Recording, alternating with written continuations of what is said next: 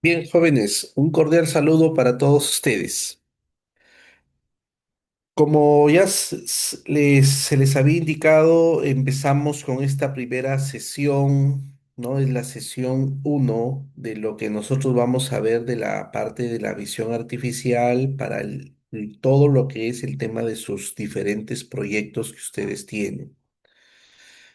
Entonces, para nosotros es importante conocer toda la parte conceptual de lo que está pasando en las redes neuronales convolucionales. Existen muchos tipos de redes neuronales, ¿no? Por ejemplo, redes transformes, redes clásicas, redes profundas, ¿no? Y la de nosotros que vamos a ver son las redes neuronales convolucionales. Dentro de esas redes neuronales convolucionales también hay varias. Yo puedo usar, por ejemplo, Keras, BGG, FSNet. O sea, al final podemos usar esa, pero nosotros vamos a usar YOLO. YOLO es otra de las redes neuronales convolucionales.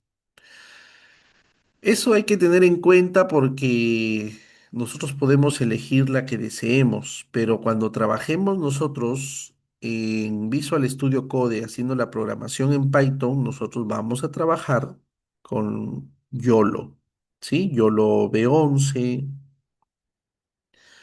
YOLO V8, ¿no? Ya depende de ustedes cuál quieran usar. Bien, entonces ya sabiendo que vamos a usar nosotros YOLO, es bueno tener en cuenta cómo es que trabaja una red neuronal convolucional. Y una de las primeras cosas que nosotros tenemos que tener en cuenta es los optimizadores. Vamos a ver aquí dos de los optimizadores. Por ejemplo, este que estamos viendo aquí nosotros es el optimizador del descenso del gradiente. Este optimizador lo que nos hace es que tratemos poco a poco de llegar al mínimo. Poco a poco la idea es llegar al mínimo. Nosotros nos podemos encontrar al inicio en el punto X0. Entonces vamos a ir bajando porque queremos llegar al punto 2. Como ejemplo, y aquí queremos llegar a este punto 2. Entonces, ¿qué es lo que hacemos? Porque nosotros lo que tenemos es una función de pérdida. ¿No? Esa función de pérdida, lo que hacemos es derivarla y cuando tenemos una derivada, si ustedes recordarán, pues por matemáticas nos salía esa recta tangente. Entonces, en cada punto nosotros vamos a tener esa recta tangente donde ahí nosotros podemos tener qué cosa, esa pendiente. Entonces, yo voy a saber si me estoy acercando por la derecha o por la izquierda. Al final, cuando mi derivada sea igual a cero, es porque ya llegué yo al mínimo. Esa es la idea. Entonces, nosotros trabajamos con la regla de actualización cuando tenemos el descenso del gradiente. Entonces, nosotros tenemos ahí una tasa de aprendizaje. Esa tasa de aprendizaje es un hiperparámetro. Nosotros lo podemos variar según la necesidad. Si nosotros colocamos una tasa de aprendizaje muy, muy pequeño, nosotros vamos a ir dando pasitos tan pequeños que nos va a demorar mucho en, por ejemplo, hacer ese entrenamiento. Porque nosotros podemos hacer nuestro entrenamiento y si le damos al alfa, ¿no? A esa tasa de aprendizaje un valor muy alto, también los pasos van a ser muy largos y puede que en esos pasos, como son muy largos, no llegue al mínimo. Entonces nos metemos en problemas. Entonces nosotros tenemos que tener en cuenta que nuestro alfa, nuestra tasa de aprendizaje va de 0 a 1. Entonces como hiperparámetro nosotros tenemos que colocarle un número entre 0 y 1. Eso tenemos nosotros que saber. Ahora, También nosotros, dentro de lo que es los optimizadores, ¿no? También nosotros podemos ver que existe otro optimizador, que en este caso es el optimizador Adam. Este optimizador Adam, nosotros podemos ver ahí que tiene mejores prestaciones, porque nosotros vemos en la figura que esta representa o está representado por una serie de curvas que son los niveles de pérdida. Pero, ¿qué es lo que sucede dentro de los pesos o cómo es lo que va aquí dándose esos saltos? En cada paso que nosotros vemos, no siempre va a ser igual. Es decir, los pasos son adaptativos. Si en algún momento necesito hacerlo más largo, lo hago. Si tengo que hacerlo más corto, lo hago más corto. La idea es que esto se ajusta de manera automática, ¿no? Eso es lo bueno. Y eso nos lleva a que también nosotros podamos mejorar esa estabilidad y la generalización del aprendizaje usando este tipo de optimizador Adam, ya que tengo una serie de pasos adaptativos y aparte que tengo esa reducción de peso que nosotros lo podemos hacer para evitar qué cosa, el sobreajuste. Cuando nosotros hablamos de un sobreajuste, estamos hablando de que nuestra red neuronal, más que aprender, memorizó. Entonces, nuestra red neuronal, si nosotros le damos fotos con la que fue entrenada, tenemos ¿no? Una precisión muy, muy, muy alta. Pero eso no es bueno porque prácticamente ha memorizado. Entonces, cuando yo le doy algo parecido que debería de detectarlo o no le doy ninguna de las fotos con las que fue entrenada, entonces empieza a tener qué cosa? Problemas. Empieza a tener problemas si la detección no se vuelve o no se da, ¿no? Como debería de ser. Entonces, por lo tanto, hay que tener en cuenta eso. Pero para eso son los optimizadores, entonces, para que podamos, pues, hacer un entrenamiento, ¿no? Estable y que evite qué cosa, el sobreajuste. Perfecto. Entonces, eso nos lleva también a que nosotros entendamos o conozcamos sobre estas funciones de activación. Cuando nosotros hablamos de funciones de activación y todas las redes neuronales, ¿no? En especial las convolucionales, pues van a tener estas funciones de activación como la SILU, la Laikirrelu, la MIS, la sigmoide, la softmax, la ReLU, porque estas funciones de activación lo que hacen es dar prácticamente, dar la inteligencia a la red neuronal para que aprenda, ya, para que aprenda patrones, características complejas y pueda tomar la decisión. Entonces, una red que no tenga funciones de activación prácticamente no es inteligente. Entonces, con estas funciones de activación, le podemos enseñar a la red neuronal para que aprenda cosas complejas. Si yo, por ejemplo, utilizo la SILU, esta red neuronal me sirve, ¿no? Para poder, por ejemplo, colocarlo dentro de las capas y me permita sacar esas características complejas del objeto que yo deseo, detectar. Pero cuando yo ya estoy a la salida, o sea, es decir, ya estoy en la última capa, que es la capa de salida, donde ya me va a decir si es o no es, por ejemplo, una zanahoria. Entonces ya no necesito yo ver los patrones complejos que debe de tener esa zanahoria, sino ya necesito saber si eso o no es una zanahoria. Si mi salida es uno o mi salida es cero para poder decir si eso no es. Entonces, por ejemplo, ahí podemos usar esa función de activación softmax. ¿Por qué? Porque esa función de activación me bota un uno o me bota un cero. Uno si es la zanahoria, cero si no es. Entonces, si nosotros nos damos cuenta, aquí nuestras funciones de activación se van a encontrar por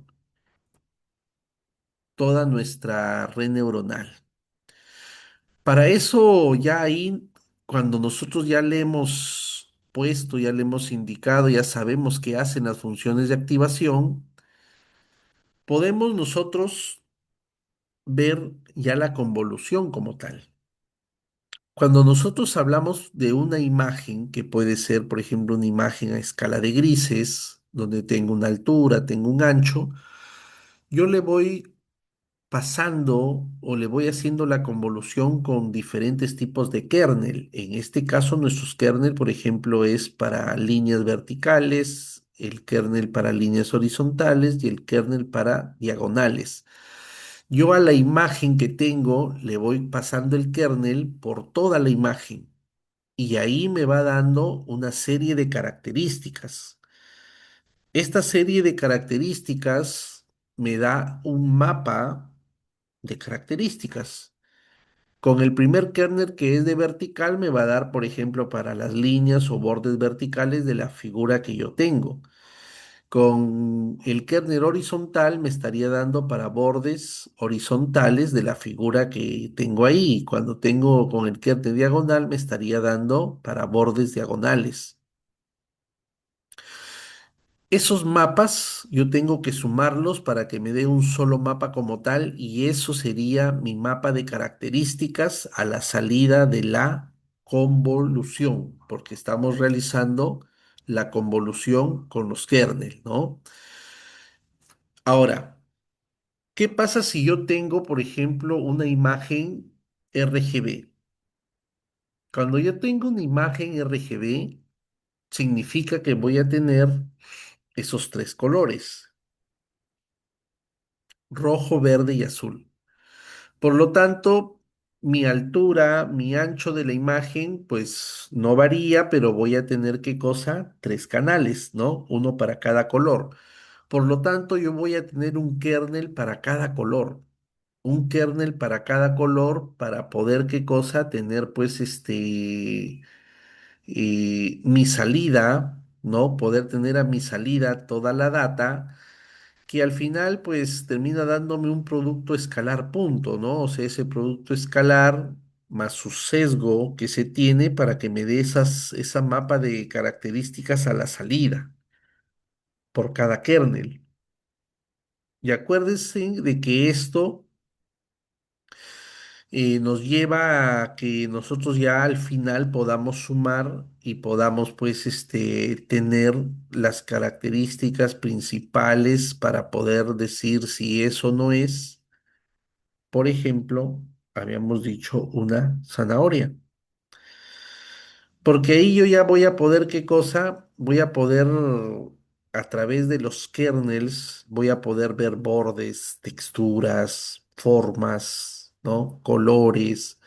Entonces es importante que nosotros sepamos y trabajemos con estos kernel. Ahora, estos kernel, como ya vemos, son unas matrices que tienen unos ciertos valores. Nosotros esos valores no son hiperparámetros, no trabajamos con esos valores. El sistema, ¿no? Nuestro algoritmo que nosotros vamos a hacer en su momento, pues este algoritmo lo que hace él mismo es darle esos valores a los kernels y los aplica.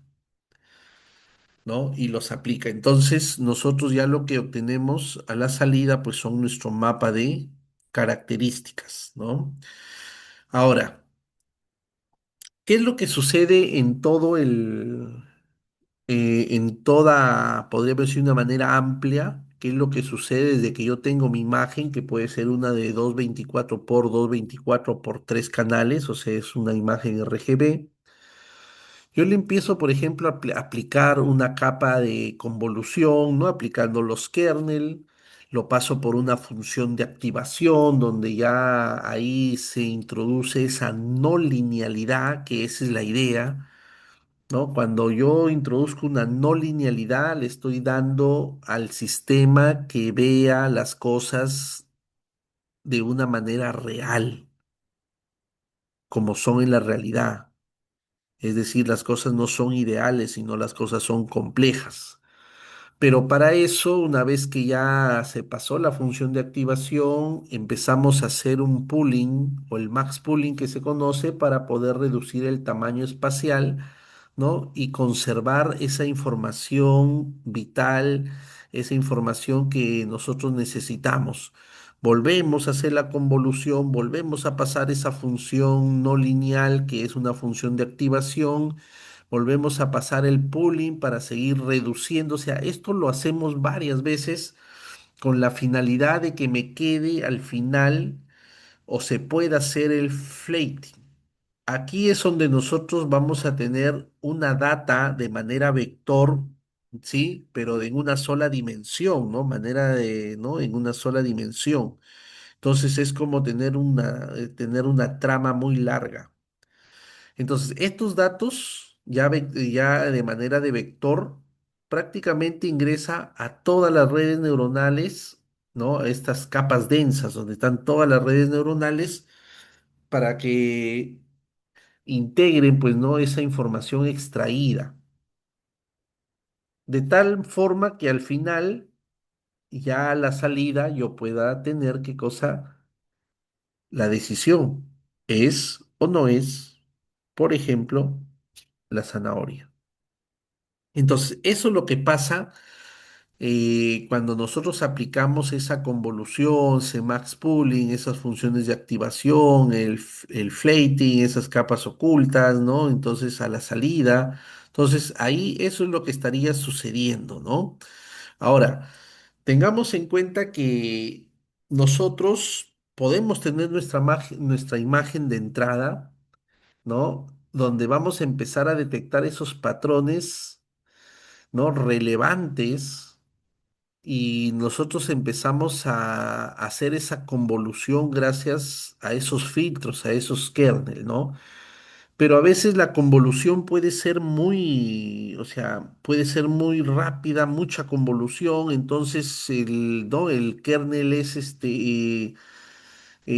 por ejemplo, se pasa muy rápido y puede generar algún tipo de ruido, algún tipo de, ¿no? De algún problema que pueda tener dentro de la red neuronal.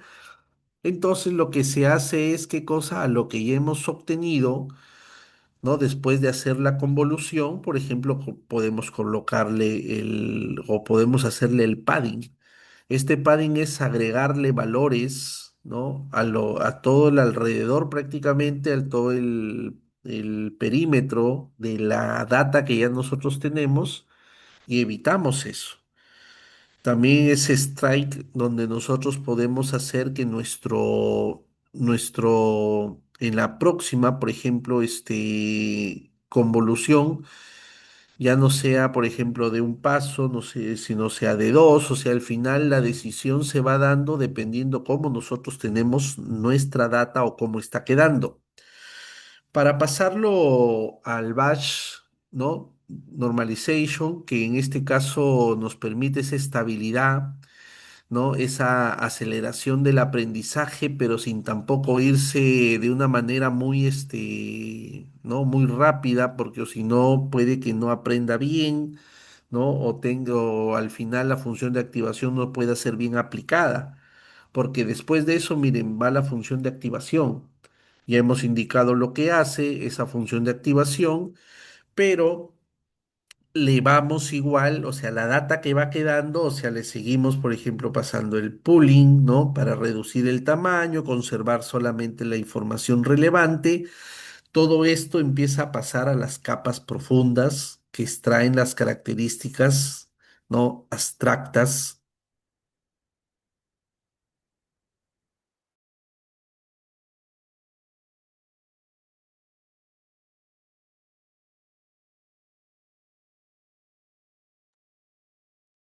Sí, las capas profundas que hemos indicado, pues extraen, ¿no? Esas características abstractas de la data que nosotros estamos obteniendo. Y esto nos lleva a qué cosa?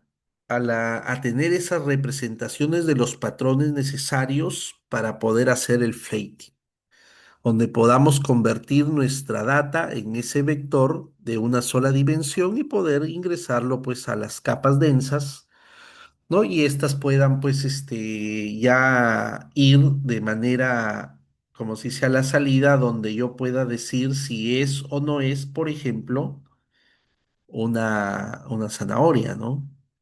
Entonces, eso es lo que está sucediendo, eso es lo que está pasando, ¿ya? Eso es lo que se viene dando prácticamente de manera interna en la red neuronal convolucional, ¿no? Entonces, nosotros tenemos nuestra imagen de entrada, porque eso es lo que nosotros vamos a obtener ahí o vamos a tener, nuestra imagen de entrada. ¿No? Le aplicamos el kernel, le hacemos la convolución, le hacemos, ¿no? Le normalizamos, la pasamos por funciones de activación, le hacemos el max pooling, ¿no? Y prácticamente repetimos todo lo que es la convolución, ¿no? Lo que es la normalización, le pasamos otra vez las funciones de activación, otra vez le hacemos el pooling.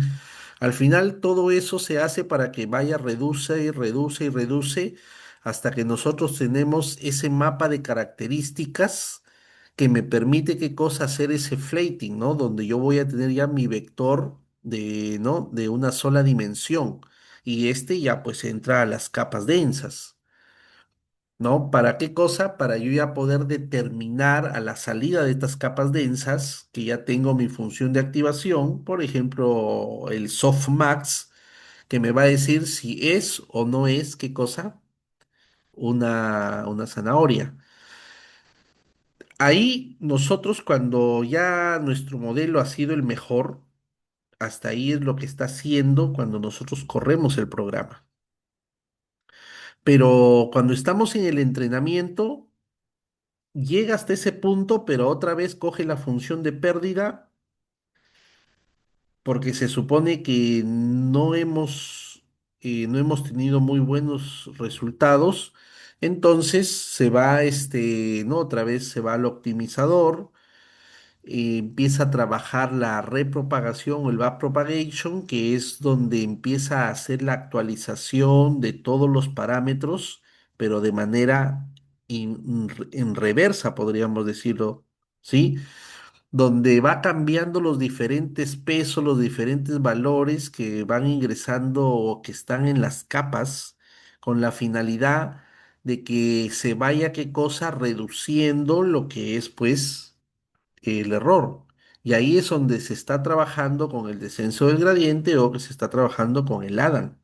Esa es la finalidad. Cuando nosotros estamos haciendo el entrenamiento, nosotros decimos, vamos a hacer eh, 40 épocas de entrenamiento. Entonces empieza, ¿no? En el primer entrenamiento, segundo, tercero, y el error va disminuyendo. Estamos en la época 32 y el error prácticamente ya está bien, bien pequeñito. Y en la época 33 el error sube, 34 el error sube, 35, 36 el error sube, llega al 40 y siguió subiendo o permaneció ya estable, pero en el del 32 es donde tuvo menor error, o el error ya prácticamente se hizo cero. Eso significa entonces que nuestro mejor modelo se encuentra en la época 32. Y ese mejor modelo es el que nosotros vamos a usar, ¿no? Para poder hacer pues nuestras predicciones, nuestra detección de lo que nosotros estamos o vamos a trabajar, ¿sí? Entonces, la siguiente semana nosotros empezamos ya a trabajar con el RoboFlow, ¿no? Haciéndole para que ustedes vean cómo se debe de trabajar. Y con eso ya dejaríamos listo nuestro dataset para que de aquí a 2 semanas empecemos a trabajar con el Visual Studio Code, donde ustedes van a hacer esa programación, ¿no? Programación en Python con la finalidad de que podamos hacer el entrenamiento y de ahí tener pues nuestro mejor modelo y ahí empezar a hacer qué cosa, las detecciones. Muy bien, muy bien, jóvenes. Entonces ya tenemos esa parte de los conceptos principales de lo que sucede en nuestra red neuronal convolucional. Por lo tanto, cuando llegue a suceder, ya ustedes van a poder saber que así es, pues, o eso es lo que está sucediendo de manera interna. Muy bien, jóvenes, nos encontramos en la segunda sesión. Cuídense, nos vemos, hasta luego.